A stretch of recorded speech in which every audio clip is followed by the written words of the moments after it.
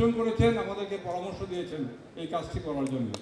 কাজেই আমি আজকের এই অনুষ্ঠানে তার প্রতি একটা কৃতজ্ঞতা আমি জ্ঞাপন করছি, কারণ তিনি যদি না থাকতেন তাহলে এটা এইভাবে আমরা আয়োজন করতে পারতাম বলে আমার মনে হয় না। কাজেই সবচেয়ে বড় কৃতজ্ঞতা জ্ঞাপন করছি যে এত কিছুর মধ্যে, এত ব্যস্ততার মধ্যে আমি জানি ভারপ্রাপ্ত চেয়ারম্যান মহোদয়, তার সময় পাওয়া খুব কঠিন, এবং তিনি কিন্তু সবসময়ই আমরা তার কাছ থেকে অল্প সময় নেই, এবং আমাদের সৌভাগ্য উনি অনেক সময় আমাদেরকে দেন। আপনার আজকে যে কথাগুলি বলেছি তিনি কিন্তু প্রায় সবগুলি কথা এর আগেও আমাদের কাছ থেকে শুনেছেন।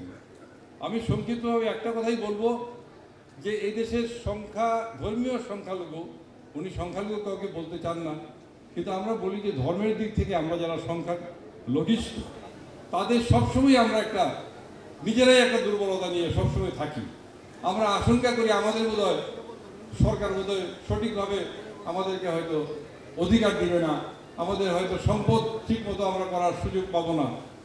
এই জন্য আজকে যেটা সবার কাছে প্রতীয়মান হয়েছে যে এই যে আজকের অনুষ্ঠানটি করছি আমরা জন্মাষ্টমী, আরেকটা অনুষ্ঠান যখন আমরা করার সুযোগ আসবে, আমরা ভাবছি যে আজকে যিনি আমাদের প্রধান অতিথি তিনি দেশের দায়িত্ব নেবেন।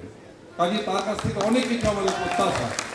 আমরা আর কিছুই শুনতে চাই না, সবাই মনে একটাই কথা যে আমরা যদি কিছু বঞ্চনার শিকার হয়ে থাকি, এবং আমরা হয়তো বা কিছু কিছু ক্ষেত্রে বঞ্চনার শিকার হয়েছি, আমাদের আজকের সবার যিনি প্রধান অতিথি তার কাছে, যিনি আগামীর রাষ্ট্রনায়কের দায়িত্ব নেবেন বলে আমরা সবাই এখানে প্রত্যাশা ব্যক্ত করছি, তার কাছ থেকে আমরা শুনবো আমাদের ব্যাপারে, বিশেষ করে এই যে ধর্মীয় সংখ্যালঘিষ্ঠ যারা আছেন, সংখ্যালঘু যারা আছেন ধর্মীয়ভাবে, এবং আমাদের দেশে শুধুমাত্র হিন্দু না, বৌদ্ধ, খ্রিস্টান, পাহাড়ি, সমতলী, নৃতাত্ত্বিক জনগোষ্ঠী, আমরা সবাই কিন্তু আমরা মনে করি যে আমরা ধর্মীয়ভাবে এবং অন্যান্য সম্প্রদায়গতভাবে আমরা সংখ্যালঘু।